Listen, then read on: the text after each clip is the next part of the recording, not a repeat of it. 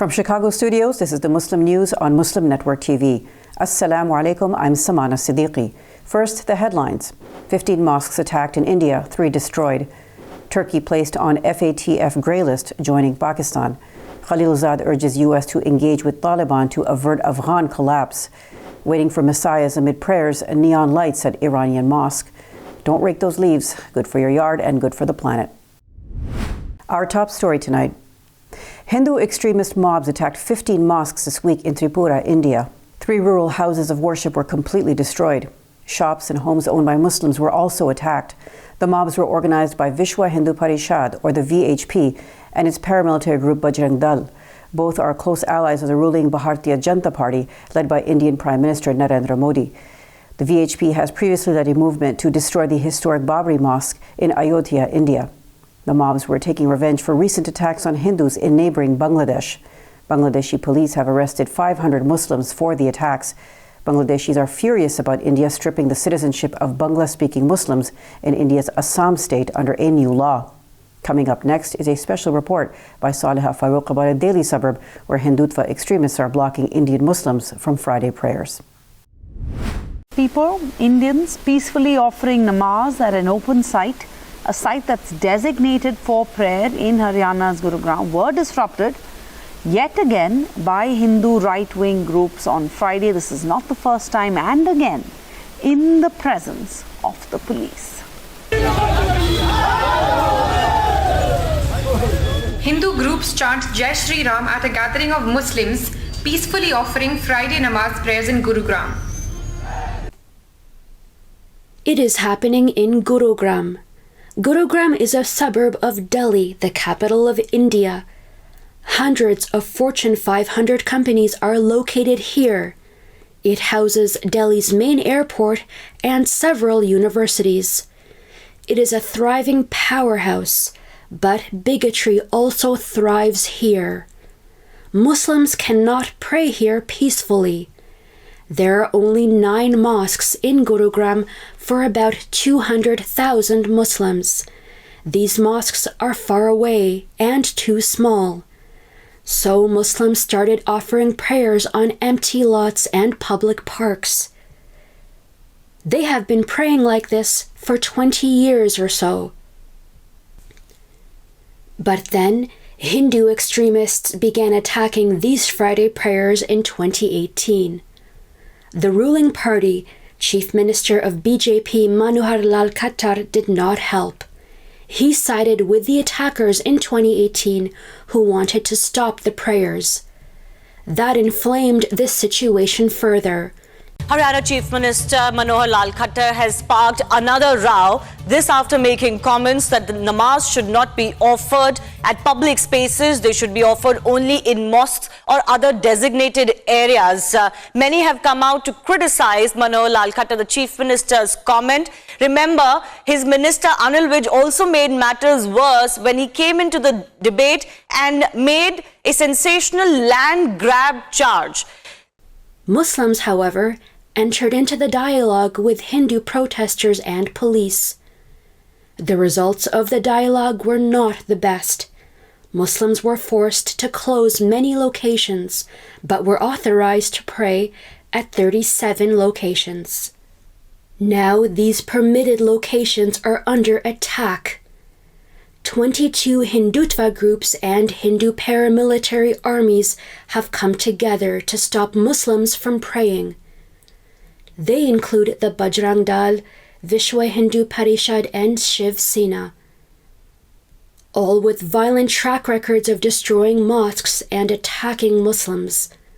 They say people praying are Bangladeshis, Rohingyas, and are thieves. Here is BJP member and leader of this anti-Muslim coalition, Kulbhushan Bhardwaj, issuing a threat of violence. He even issued an ultimatum. He says, "It will be the responsibility of the administration to maintain peace, not ours. We are ready to fight with lathis. We are ready to go to jail. But this will not be tolerated." His threats are serious. Last week, this imam, Abdul Hasib Misbah was attacked and forced to recite the Hindu chant of Jai Shri Ram. In fear, many poor Muslims of the area have stopped their prayers. A local Muslim leader, Altaf Ahmed, said, "The Muslim community is willing to pay for the land and build mosques, but until we are allowed to have mosques, we have no choice but to offer Friday prayers in the open." Muslim groups and leaders have argued that no one is really addressing the root of the problem, that there are limited spaces for Muslims to offer namaz. A special in-depth analysis on anti-Muslim violence in Tripura, India is coming up later tonight in our show, so keep watching Muslim News. The Financial Action Task Force, or FATF, has placed Turkey on its so-called grey list. The FATF was set up in 1989 as an initiative of the G7 group of advanced economies to combat money laundering. Its member states include the US, the UK, and France. While the FATF is a seemingly innocuous international institution, many now see it as an effective weapon to punish non-compliant states into submission. While the FATF has targeted Iran, Pakistan, and now Turkey, it has ignored money laundering safe havens like the British Virgin Islands, the Cayman Islands, and prominent global financial hubs. These are places where the corrupt are known to have parked their ill-gotten wealth worth billions of dollars. Former U.S. Special Envoy to Afghanistan, Zalmay Khalilzad, said yesterday that the Biden administration should engage with the Taliban to ease Afghanistan's unfolding humanitarian crisis. Khalilzad negotiated the U.S. withdrawal with the Taliban last year. He stressed that allowing the new Taliban government to fall apart would create a huge humanitarian crisis and trigger the migration of millions of Afghans. It would also destabilize the region and create space for terrorism. Khalilzad added that the Taliban wants to normalize relations with the U.S., reopen its embassy in Kabul, lift financial sanctions, and provide economic assistance. China is removing domes and minarets from thousands of mosques nationwide. Provincial authorities this year lopped off the green domes from the nearly 700-year-old Dongguan Mosque in the northwestern city of Xining. Originally, the mosque was built in the style of a Chinese imperial palace with tiled roofs and no domes, and adorned with Buddhist symbols. It nearly was destroyed by neglect during political turmoil in the early 20th century. In the 1990s, original ceramic tiles on the roof and minarets were replaced with green domes. Authorities say the domes are evidence of foreign religious influence. They are taking down overtly Islamic architecture as part of a push to Sinnicize Muslim ethnic groups to make them more traditionally Chinese. 500 environmental and peace organizations, along with nearly 25,000 individuals, have endorsed a petition to stop the exclusion of militaries from climate agreements. It will be delivered to the COP26 climate conference this Sunday in Glasgow. The petition proposes a solution that could dramatically add to the efforts to protect the Earth's climate. War and war preparations are a major source of greenhouse gas emissions. NATO has acknowledged the problem, but not created any specific requirements to address it. Final hour demands made by the U.S. government during the 1997 talks for the Kyoto Treaty led to military greenhouse gas emissions being exempted from climate negotiations. As well, the 2015 Paris Agreement left cutting military greenhouse gas emissions to the discretion of individual nations. Mosques serve as a focal point for worshippers' communion with God. At the Gemkaran Mosque in Iran's city of Qom, pilgrims and worshippers also gather to find closeness with the Mahdi, the final Imam according to Shia Muslims. The sprawling mosque complex on the city's outskirts, south of Tehran, features large turquoise domes and tiled minarets. At night, it is illuminated by green neon lighting, typical of large mosques in Iran. Thousands of Shia pilgrims flock there every year to deliver their wishes to Muhammad ibn al-Hassan al-Mahdi. They believe he appeared at that site in the year 984. Hours before U.S. President Joe Biden heads to Scotland for a UN climate summit, he once again emphasized the importance of social spending in tackling climate change to the nation. The White House says that the president is announcing the new framework after hearing input from all sides and negotiating in good faith with Senators Joe Manchin and Kristen Sinema. The plan leaves out several major proposals, including paid family leave and lowering drug costs. Here is President Biden. This framework also makes the most significant investment to deal with the climate crisis ever happened, beyond any other advanced nation in the world. The $1.85 trillion social safety net bill and $1 trillion infrastructure measure both need to be passed by Congress before becoming law. In domestic news today, vandalism at a Washington, D.C. church is the latest in a string of attacks on Catholic churches and properties. On October 22nd, a swastika was found painted on the pillar at Annunciation Catholic Church's parking lot. According to a statement from the parish, the incident was reported to the DC Metropolitan Police Department and classified as a hate crime. It also said there have been over 100 acts of hateful vandalism and other property damage at Catholic sites nationwide since May 2020. A mural honoring the lives of African American women and men killed by law enforcement in Raleigh, North Carolina, has been defaced with racist messages. According to WTVD Eyewitness News, it was spray painted with a picture of a U.S. map featuring the words "Not Stolen, Conquered." Another graffiti featured a man in a hat with the words "Patriot Front" written on it. That is a white supremacist group founded after the deadly 2017 Unite the Right rally in Charlottesville, Virginia. A New Jersey teacher has been suspended after telling a Muslim student, "We don't negotiate with terrorists." This was in response to a question from the 17-year-old American Muslim about whether he could finish a math assignment at home. Muhammad Zubi, a senior at Ridgefield Memorial High School in Bergen County, has not returned to school since the incident. A 2017 study by the Institute for Social Policy and Understanding found that teachers and school officials have participated in 1 in 4 bullying incidents involving Muslim students. It also revealed that 42% of Muslims with children in K-12 schools report that their children were bullied because of their faith. The National Wildlife Federation urges leaving leaves where they fall this autumn to help wildlife and promote a healthy ecosystem. It said this also reduces greenhouse gases in the atmosphere. The group suggests the best thing to do for lawn health is to run a mulching lawnmower over the leaves.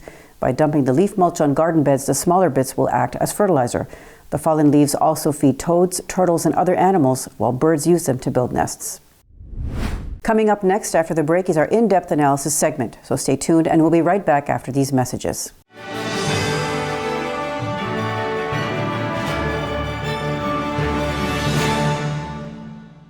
If I could be you, and you could be me for just 1 hour. If we could find a way to get inside each other's minds. Walk a mile in my shoes. Walk a mile in my shoes.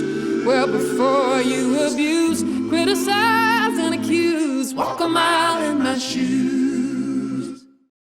There are 16 million children struggling with hunger in America. That's 1 in 5 daughters, sons, neighbors, and classmates who don't know where their next meal is coming from. Yet billions of pounds of good food go to waste every year. It's time we do something about it. Feeding America is a nationwide network of food banks that helps provide meals to millions of kids and families in need. Visit feedingamerica.org to help them feed even more. Together, we can solve hunger. Together, we're feeding America. Despite the development of a COVID-19 vaccine, millions around the world will not have access. We need a vaccine that's free and available to everyone, everywhere. It's time for a people's vaccine.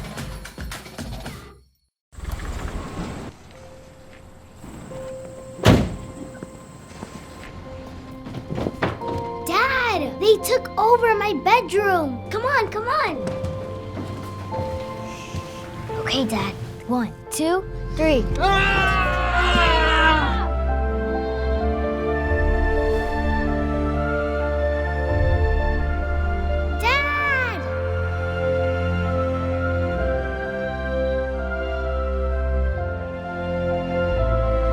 You saved me. Dad? Are you okay? I'm fine, dear.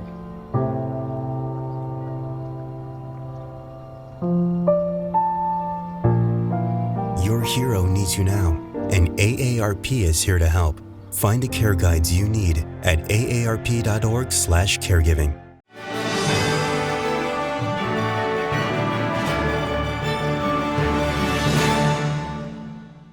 Welcome back. To discuss the current situation of anti-Muslim violence in Tripura, India, let's go to Imam Abdul Malik Mujahid. Over to you, Imam Mujahid. Thank you, Samana. Religious freedom in India is seriously under threat when it comes to minorities. Muslims are number one to be attacked, but Christians and other communities are also facing serious pressure. Right now, in a matter of 1 week, 2 major things are happening. In the Indian state of Tripura, more than 15 mosques have been vandalized. by the allies of the government itself. Vishwa Hindu Parishad, which was part of the movement, led the movement to destroy the historic Babri Mosque, it has put flags on mosques in the Indian state of Tripura. 3 mosques are completely destroyed. And thousands of miles away, but next to capital of India, Delhi, for several weeks, these same groups, Vishwa Hindu Parishad, Bajrang Dal, and other 22 organizations, are campaigning and disrupting prayers by Muslims. What is going on? Why there is such a serious attack on religious freedom? We have someone who has been an activist, documented cases of mob lynching, yes, lynching. No, it's no longer the in American South of the 60s. In India, right now, people are being lynched. He's documenting cases of mob lynching, hate crimes, and Islamophobia since 2017. Muhammad Asif Khan. Assalamu alaikum. Wa alaikum assalam. Welcome to Muslim Network TV. So tell us what is happening in Tripura right now. Let me talk about how it started. 2 weeks back, there was violence against minority Hindu community in Bangladesh, and few Hindu community, their houses were attacked in Bangladesh 2 weeks ago. So Vishwa Hindu Parishad, which is just a right-wing Hindu extremist outfit, they started protest in Tripura. Tripura is a state in India, in northeast India, which is located at Indo-Bangladesh border. So during that protest, they started attacking the Muslim community of the Tripura. Like as you said, more than 15 mosques have been vandalized, 3 mosques have been set on fire, and many shops, Muslims' property have been attacked. Their houses were under fire, and stone were pelted by the VHP and other right-wing Hindu extremist mob. So it has been happening since more than 1 week. Unfortunately, Indian media, mainstream Indian media, Indian political parties, or international media do not pay any attention to this horrific situation. Since it does not draw any kind of attention into media, nobody knows about it. And the information which is coming out of Tripura is very less. I mean, we do not have that kind of much information regarding the situation, because recently state police has issued a statement by saying that whoever is spreading any kind of inflammatory or provocative information, we will take action against that person. So people are afraid. They are not giving any kind of information, and in international or national media, Indian national media is not very much interested to covering such these incidents. So basically, whatever happened to Hindu minority in Bangladesh, the Hindutva group in India are taking revenge from the Indian Muslims for that violence. But in Bangladesh, by the way, BBC has a report about what's happening in Tripura of incidents. They mention several mosques and things like that. So although news is completely out from Indian media, international media, at least BBC has some news. Other places are more or less silent. But, in the case of Bangladesh, Bangladesh has taken a swift step. Police used firing to stop those Muslims who were attacking the Hindu temple. 5 Muslims died in there, while there were only 2 Hindus were injured or died because as a result of mob attacking them. But they have arrested 500 people, including the person who is accused of placing the Quran on in the temple, which was used as a pretext to do those things. So Bangladeshi government has very thoroughly taken an action. What actions the Indian government has taken to protect those mosques? Not only Bangladesh government, in fact, their own celebrities, influential people, and their society has taken very good stand on this violence. They have appealed for the peace, and they insisted that the people who were indulging in more violence should be arrested as soon as possible. And I think more than 450 people were arrested by the government and law enforcement agencies in Bangladesh. But if you compare the situation with the India, there is no action has been taken against those people who were indulging in anti-Muslim violence in Tripura, and no condemnation from any political parties yet. The Prime Minister of India or the Chief Minister of Tripura or the opposition leaders in India did not pay attention to the situation.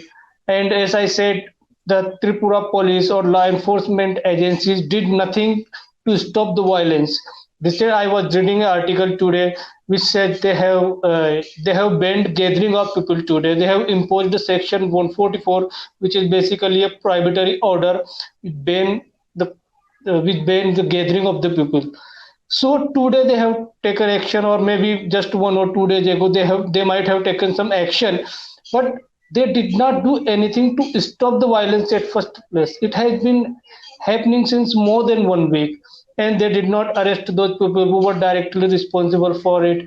They knew that such kind of events, such kind of rally or such kind of march will have dire consequences, because those people were shouting inflammatory, incendiary slogans. If you have seen the video which were coming out of Tripura, there was a rally which were taken out by VHP members. They were raising slogans like they were abusing basically Muslims and Prophet Muhammad. I just can't tell you on camera what they were saying in that video against Prophet Muhammad sallallahu alaihi wasallam. So I believe the Tripura police, law enforcement agencies, and government did not take any kind of action against those people who were responsible for violence. Whatever they are doing is just formality. I mean, if Muslims were indulging in India in such kind of activity, they might have invoked sedition charges, anti-terror law, but in such case, nothing happened like that. But Tripura, the government, Indian police there, they have issued a tweet statement that there are no attacks on the Muslims or on the mosques. Why they are taking a stand that there is no activity, which is even reported by BBC now, although Indian media is completely silent on it. Actually, they are taking such kind of step to save the face of their own department and the government itself. They just want to save the face of BJP government in Tripura, and they do not want to take responsibility. Actually, it's a law and order issue. They fail to protect the minority. Now they are saying there is no such incident happened in Tripura because they want to save the reputation of their department. They completely failed to protect the minority in Tripura. Now they are not taking responsibility for it. And unfortunately, as I said you, that the information not coming out in vast quantity from the Tripura state, it was the duty of the Indian national media that they should go there, they should have reported, they should have taken videos and photos of the incident.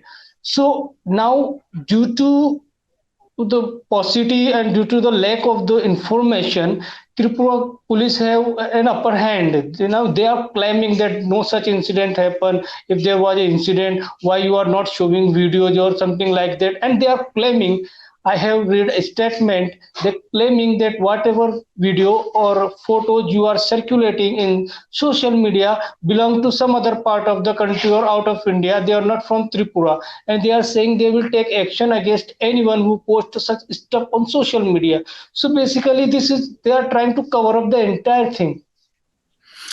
Tell us this. BBC report this morning about Tripura, and they do mention several mosques by name.